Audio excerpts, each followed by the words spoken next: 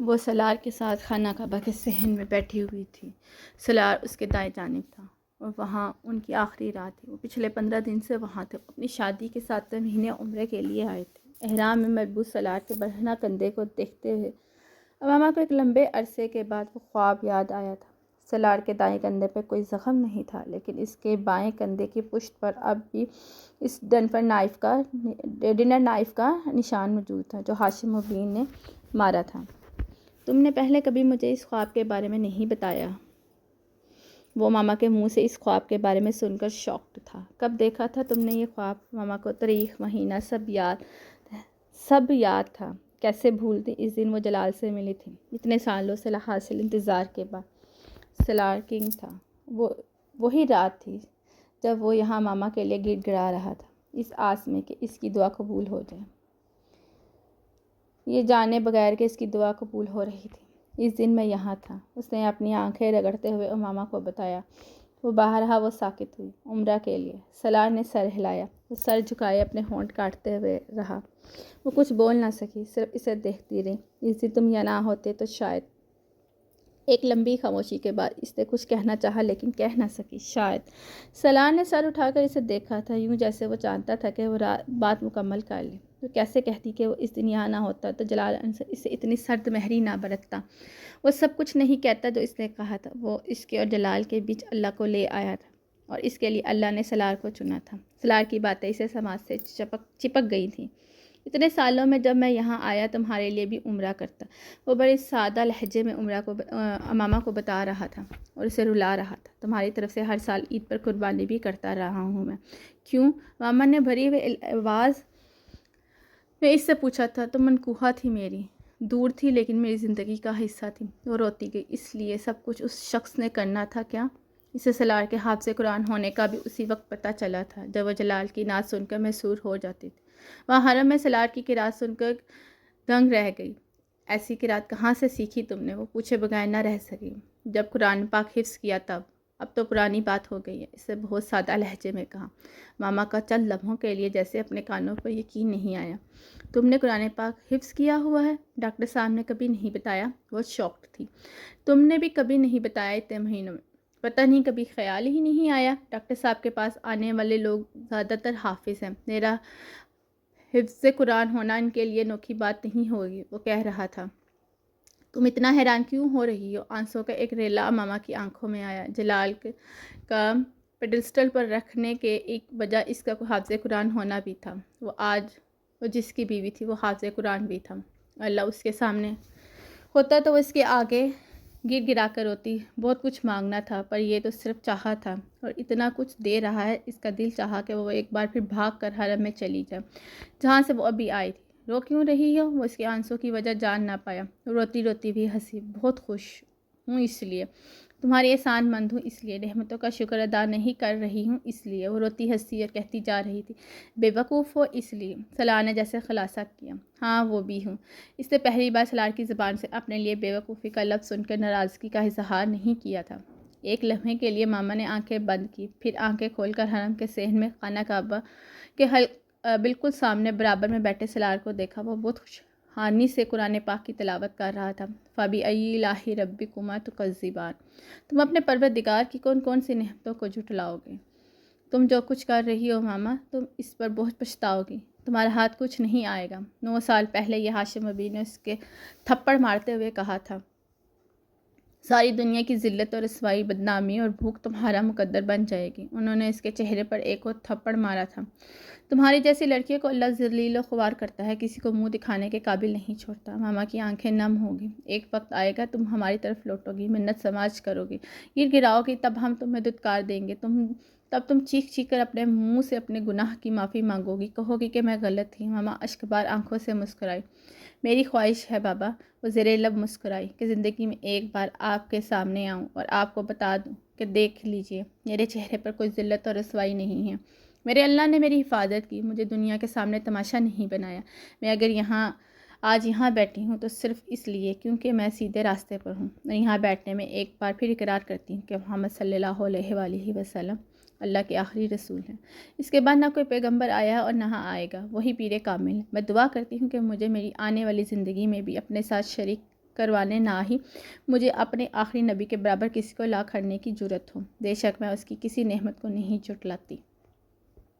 سلار نے سورۃ الرحمن کی تلاوت ختم کر لی تھی۔ چند لمحوں کے لیے وہ رکا، پھر سجدے میں چلا گیا۔ سجدے سے اٹھنے کے بعد وہ کھڑا ہوتے ہوتے رک گیا۔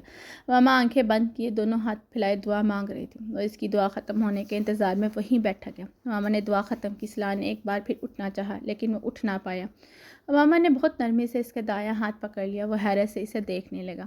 یہ جو لوگ کہتے ہیں نا، جس سے محبت ہوئی وہ نہیں ملا، ایسا پتہ نہیں کیوں ہوتا ہے۔ محبت میں صدق نہیں نہ ہو تو محبت نہیں ملتی۔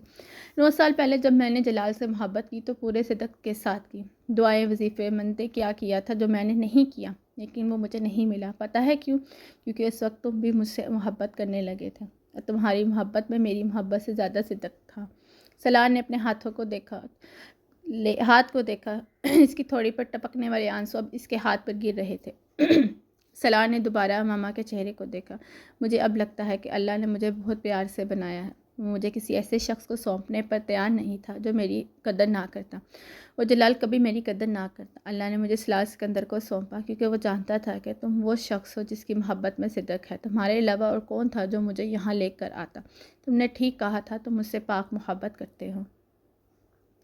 وہ بے حس و حرکت اسے دیکھ رہا تھا۔ اس نے اس اظہار کے لیے کون سی جگہ چنی تھی؟ وہ اس کے ہاتھ کو نرم اور احترام سے چومتے ہوئے باری باری اپنے آنکھوں سے لگا رہی تھی۔ مجھے تم سے کتنی محبت ہوگی یہ میں نہیں جانتی۔ دل پر میرا اختیار نہیں ہے، مگر میں جتنی بھی زندگی تمہارے ساتھ گزاروں گی تمہاری وفادار اور فرمانبردار رہوں گی۔ زندگی کے ہر مشکل لمحے، مرحلے، ہر آزمائش میں تمہارے ساتھ رہوں گی۔ میں اچھے دنوں میں تمہاری زندگی میں آئی ہوں، میں برے دنوں میں بھی تمہارا ساتھ نہیں چھوڑوں گی۔ اس نے جتنی نرمی سے اس کا ہاتھ پکڑا تھا اتنی نرمی سے چھوڑ دیا۔ سلار کچھ کہے بغیر اٹھ کر کھڑا ہو گیا۔ وہ خانہ کعبہ کے دروازے کو دیکھ رہا تھا۔ بلا شبہ اسے زمین پر اتاری جانے والی صالحہ اور بہترین عورتوں میں سے ایک دی گئی تھی، وہ عورت جس کے لیے سلار نے ہر وقت ہر جگہ دعا کی تھی۔ لیکن سلار سکندر کے لیے نعمتوں کی کوئی حد رہ گئی تھی کہ وہ جب اس عورت اس کے ساتھ تھی تو اسے احساس ہو رہا تھا وہ کتنی بھاری ذمہ داری لے بیٹھا تھا۔ اسے اس عورت کا کفیل بنا دیا گیا تھا جو نیک اور پارسی میں اس سے کہیں زیادہ تھی۔ سلار تم سے ایک چیز مانگوں؟ ماما نے جیسے اس کے سوچ سے تسلسل کو روکا تھا۔ سلار نے رک کر اس کا چہرہ دیکھا۔ وہ جانتا تھا کہ وہ اس سے کیا مانگنے والی ہے۔ تم ایک بار نبی پاک صلی اللہ علیہ وآلہ وسلم کا آخری خطبہ پڑھو۔ سلار کو اندازہ نہیں تھا کہ وہ اس سے یہ مطالبہ کرنے والی تھی۔ آخری خطبہ؟ وہ بڑبڑایا۔ ہاں، وہی خطبہ جو انہوں نے جبل رحمت کے دامن میں دیا تھا، اس پہاڑ پر جہاں 40 سال بعد آدم و حوا بچھڑ کر ملے اور بخشے گئے تھے۔ ماما نے مدھم آواز میں کہا۔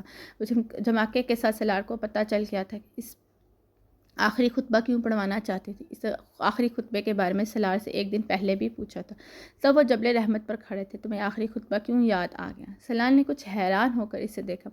یہیں پر آخری حج کے اجتماع سے خطاب کیا تھا نا انہوں نے؟ وہ جبل رحمت کی چوٹی پر دامن کو دیکھ رہی تھی۔ ہاں۔ سلار نے اس کی نظروں کا تعاقب کرتے ہوئے نیچے جھانکا۔ تمہیں ان کا خطبہ یاد ہے؟ ماما نے پوچھا۔ سارا تو نہیں۔ سلار یاد کرنے کی کوشش کرتے ہوئے اٹکا۔ بس چند احکامات یاد ہوں گے۔ اس نے بات مکمل کی تھی۔ جیسے؟ ماما نے دل گرا نکال دینے والی بے رحمی کے ساتھ اس کی آنکھوں میں آنکھیں ڈال کر پوچھا۔ وہ بڑی نازک جگہ پر کھڑا کر کے زندگی کا مشکل ترین سوال پوچھ رہی تھی۔ مجھے ٹھیک طرح سے وہ احکامات یاد نہیں۔ میں ایک بار آخری خطبہ کو دوبارہ پڑھوں گا، پھر تم پوچھ لینا جو پوچھنا چاہتی ہے۔ سلار نے بچنے کی ایک ناکام کوشش کی۔ مجھے پورا یاد ہے۔ وہ آج یہاں کھڑی ہوں تو اور بھی یاد آ رہا ہے۔ میں سوچ رہی ہوں کہ انہوں نے وہ آخری خطبہ یہاں کیوں دیا تھا جہاں آدم اور حوا ملے تھے۔ شاید اس لیے کیونکہ دنیا کا آغاز انہی دو انسانوں سے ہوا اور دین مکمل ہونے کا اعلان بھی اسی میدان میں ہوا۔ اسی میدان میں ایک دن پھر دنیا کا خاتمہ ہوگا۔ سلار لقمہ دیے بغیر نہ رہ سکا۔ ماما ہنس پڑی۔ تم ہنسی کیوں؟ سلار الجھا۔ تم یہ کہہ رہے تھے کہ تم کو وہ چند احکامات بھی یاد نہیں، اب یہ کیسے یاد آ گیا کہ انہوں نے دین مکمل ہونے کا اعلان یہاں کیا تھا؟ سلار لاجواب ہو گیا۔ ماما اس پر سوچ انداز پر کہنے لگی، مجھے لگتا ہے وہ خطبہ دنیا کے ہر انسان کے لیے تھا، ہم سب کے لیے۔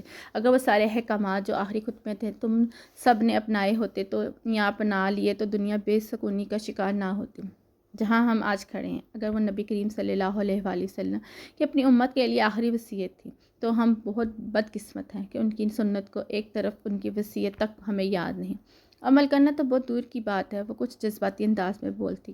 وہ عورت 9 سال پہلے بھی اس کے پاؤں تلے سے زمین نکال سکتی تھی اور آج بھی نکال رہی تھی۔ تمہیں سود کے بارے میں نبی کریم صلی اللہ علیہ وآلہ وسلم کے احکامات پتہ ہے نا؟ اس خطبے کے وہ تلوار سلار کی گردن پر آ گری تھی جس سے وہ بچنے کی آج تک کوشش کرتا آیا تھا۔ وہ کس جگہ پر کھڑی اس سے کیا پوچھ رہی تھی؟ ایسے ندامت جو کبھی خانہ کعبہ کے سامنے کھڑے ہو کر اللہ کے سامنے بھی نہیں ہوئی، اسے جتنی اس جگہ پر کھڑے ہو کر ہوئی۔ سلار کو اس وقت ایسا لگا جیسے جبل رحمت پر پڑے ہر پتھر نے اس پر لعنت بھیجی تھی۔ پسینہ ماتھے پر نہیں پیروں کے تلوے تک آیا تھا۔ اسے لگا جیسے وہ نبی کریم صلی اللہ علیہ وآلہ وسلم سامنے کھڑا ہے، پھر وہ وہاں سے ٹھہر نہ سکا۔ وہ امامہ کا انتظار کیے بغیر جبل رحمت سے اترتا چلا گیا۔ وہ رحمت کا حقدار نہیں تھا تو وہاں کیسے کھڑا ہوتا؟ اسے نیچے آ کر محسوس ہوا کہ آج امامہ نے وہ سوال حرم میں کر دیا تھا۔ سلار نے اس بار اس سے یہ نہیں پوچھا کہ وہ اس سے کیا مانگے گی۔ اس نے ان کی آنکھوں میں آنکھیں ڈال کر حرم کے سین سے نکلنے سے پہلے امامہ سے کہا تھا، میں جب بھی سود چھوڑوں گا تمہارے لیے نہیں چھوڑوں گا بلکہ نبی کریم صلی اللہ علیہ وآلہ وسلم کے لیے چھوڑوں گا۔ امامہ نے بڑی ٹھنڈی آواز میں کہا، تو پھر ان کے لیے چھوڑ دو۔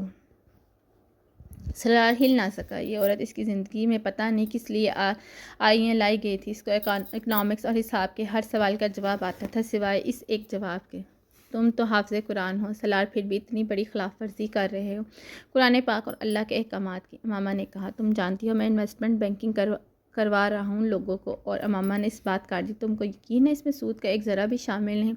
سلار کچھ دیر بول نہ سکا، پھر اس نے کہا، تم بینکنگ کے بارے میں میرا موقف جانتی ہو، چلو میں چھوڑ بھی دیتا ہوں، بلکہ ہر مسلم چھوڑ دے بینکوں کو، اس کے بعد کیا ہوگا؟ حلال حرام میں تبدیل ہو جائے گا۔